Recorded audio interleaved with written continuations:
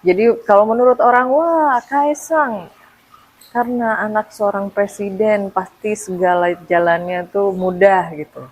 Tapi yang lo lihat gimana?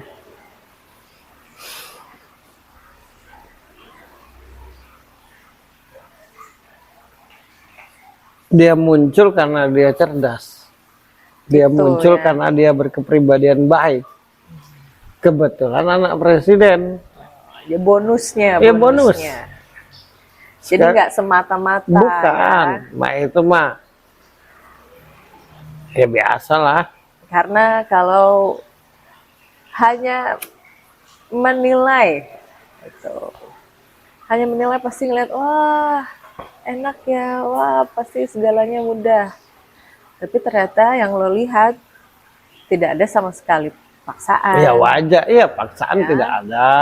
Terus di apa namanya itu dipersiapkan. Aku tidak sama sekali melihat wajah presiden itu seperti itu. Nggak ada. Justru di balik bayang-bayang eh, anak seseorang yang namanya besar gitu, pasti punya tanggung jawab yang lebih juga. Sebenarnya jawabannya satu sih, mereka anak-anak yang baik, makanya jadi. Ya udah itu aja, anak-anak yang baik menurutku ya.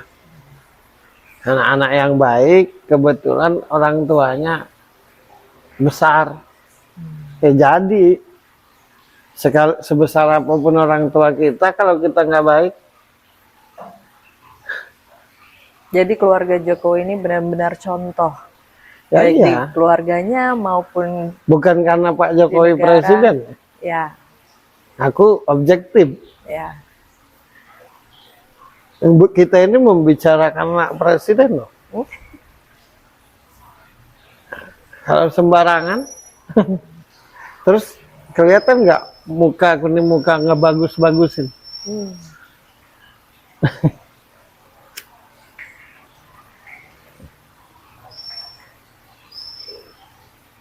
Dia orang yang punya sikap kuat, sama dia Gibran tuh orang yang punya sikap dalam hidup mandiri.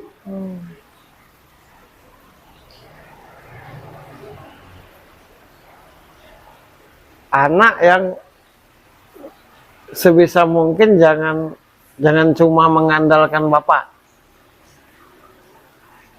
Anak yang sebisa mungkin gimana caranya jangan bikin malu orang tua. Nah harusnya jadi contoh.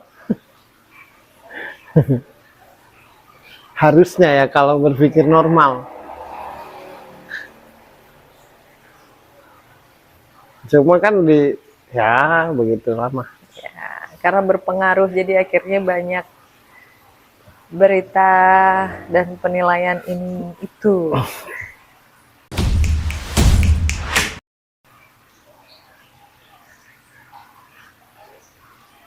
Tapi dari segi kepemimpinan, menurut lo, seorang Kaisang Pangarep adalah pemimpin yang seperti apa? Ya kalau nggak bisa memimpin nggak mungkin usahanya sukses.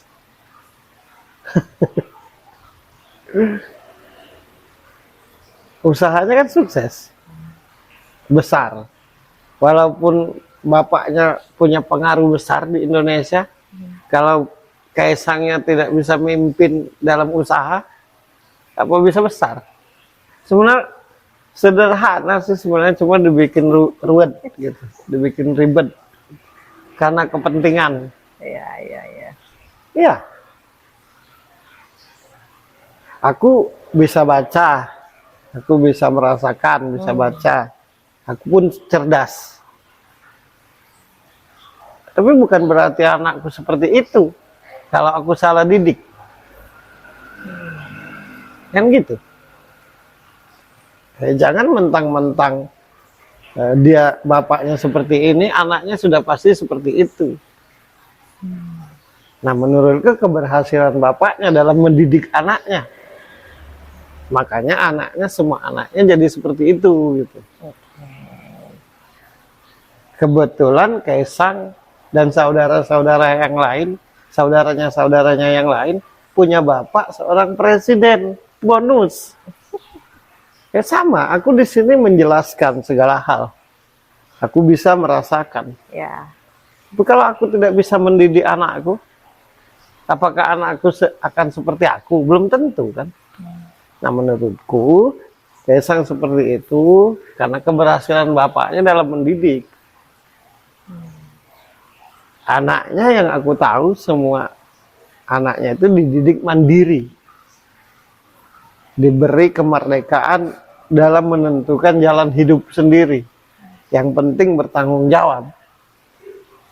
Dan yang aku rasakan ya benar. Ketika bapaknya bilang, ya itu jalan hidupnya. Dia sudah berumah tangga. Ya dia harus tanggung jawab lah akan masa depan hidup dan istrinya. Hidupnya dan istrinya. Menurutku itu benar. Cuma kan karena lagi musim politik, diputar, dikurang, ditambah kan gitu.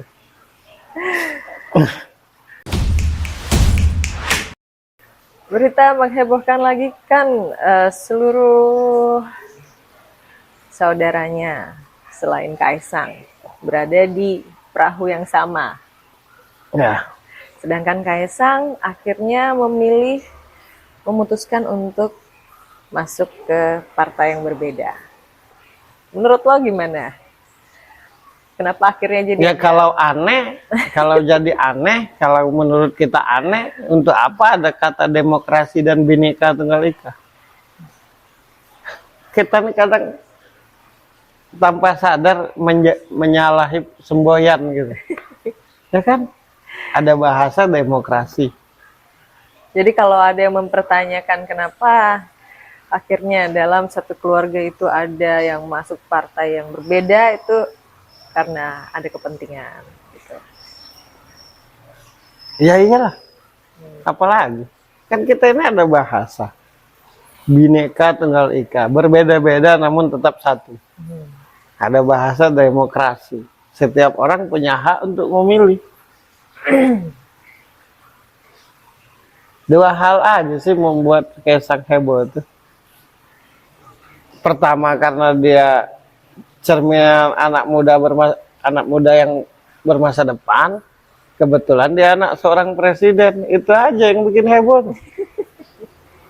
Kalau aku yang masuk di partai apa nggak akan dilihat orang. Lo juga. Iya. Jadi heboh kan karena anak seorang presiden. Akhirnya ada bahasa, ya wajar aja lah dia ketua partai. Kan anak presiden, nggak akan sebodoh orang partai. Betul.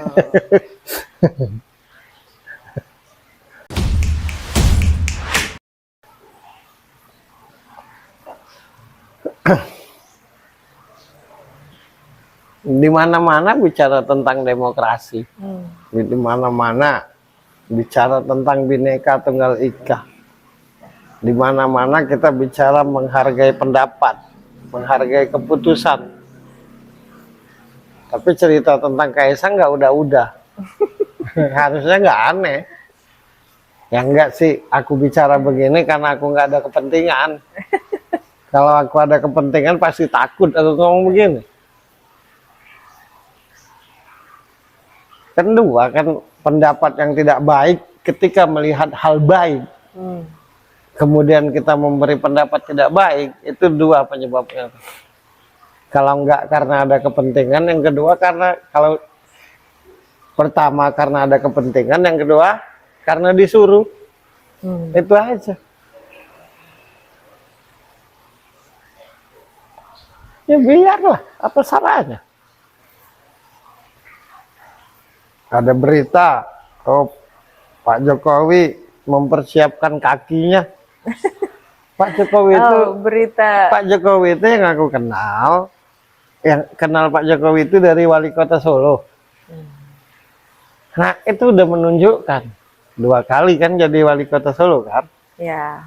1 kali jadi gubernur, 2 kali jadi presiden, masih diragukan juga.